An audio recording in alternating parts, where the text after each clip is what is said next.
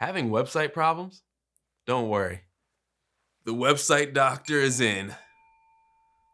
Maybe you've had your site set up for a while, but it's just not getting any traffic.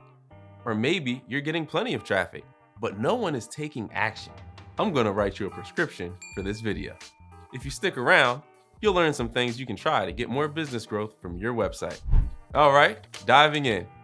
The first thing you should do is ask yourself what results you're trying to drive.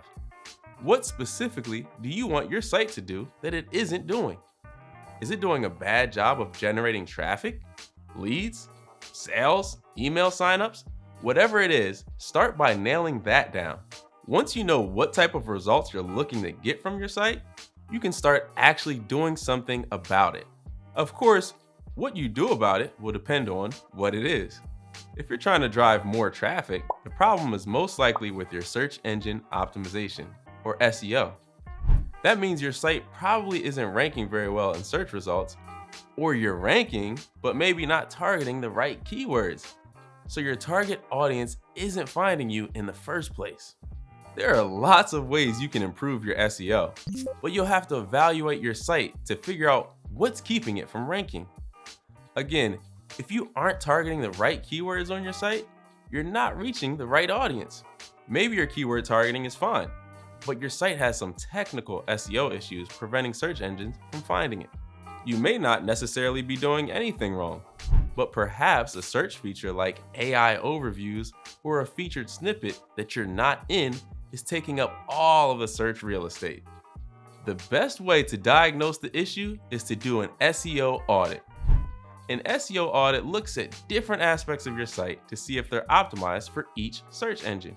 For example, it might tell you that your site takes too long to load, in which case you should optimize your site speed by doing things like caching web pages and compressing images. It could also tell you that you need to target some different, maybe more relevant keywords. Do the SEO audit and you'll have more answers. SEO isn't the only strategy that can drive more website traffic. You can try social media, paid ads, even email. But your website needs to be optimized so people can discover it and find what they need while they're there. Now, let's say traffic isn't the issue. You're getting plenty of traffic, but it's not driving any conversions. Conversions can refer to leads or sales or even email signups, depending on what your goal is. Basically, there's specific actions you want users to take. In that case, the issue is probably with your actual web design or how it functions. Start by considering the overall user friendliness of your website. Your design should be visually appealing and easy to navigate. People should be able to find what they need in a few steps or less. If you're unsure about any of the design choices you've made, you can always try running some A/B tests. That's where you test out two different versions of a page to see which one users respond to better. If your design checks out, take a look at your website content. Is it engaging and relevant to your industry?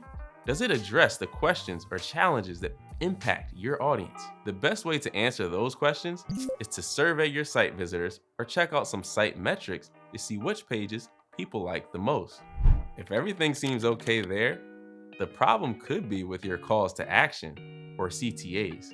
Users won't take conversion actions unless it's clear what you want them to do. For example, in a blog post, you might include a CTA encouraging users to sign up for your emails, and your product or service pages should have CTAs guiding users to make a purchase. Whatever type of conversion you're trying to drive, make sure you have CTAs across your site that encourage users to take that action. And keep it simple. Don't put a bunch of different CTAs on a page, or users will get overwhelmed. Focus each page around a single CTA.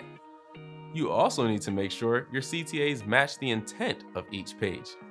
So, a blog post about the latest industry news may not be the best place to promote your products aggressively, unless you sell news subscriptions. That's a pretty top of funnel page, so you'd be better off getting people to sign up for your emails or downloading a guide. You can always test this too. Now, if you're still stumped after looking into all of those areas, it might be helpful to analyze how users are behaving on your website. You can do that with a tool like Google Analytics. Figure out which pages are getting the most traffic and engagement, and which ones are doing the worst. That may clue you in on which website tactics are working well for you, so you can use those tactics more broadly across your site. Okay, but let's say you do everything we've covered in this video, and you're still right where you started. At that point, it may mean something more serious is going on. Maybe there are some deep-rooted technical issues on your site. Whatever it is, if it's that serious, it's probably time to call in the experts. Partnering with an SEO or web design agency, maybe an agency that does it all, is the best move at that point.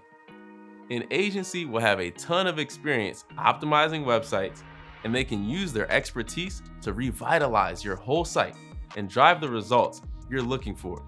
In fact, if you can find an agency that's been driving results for decades, that's the way to go. Hint, hint. Using these tips, you'll be able to identify which parts of your website need improvement and patch them up to get the results you're looking for. In the meantime though, looks like this doctor shift is over. If you're looking for more info about web design or digital marketing in general, be sure to subscribe to our channel. Thanks for watching, everyone. I'll see you next time.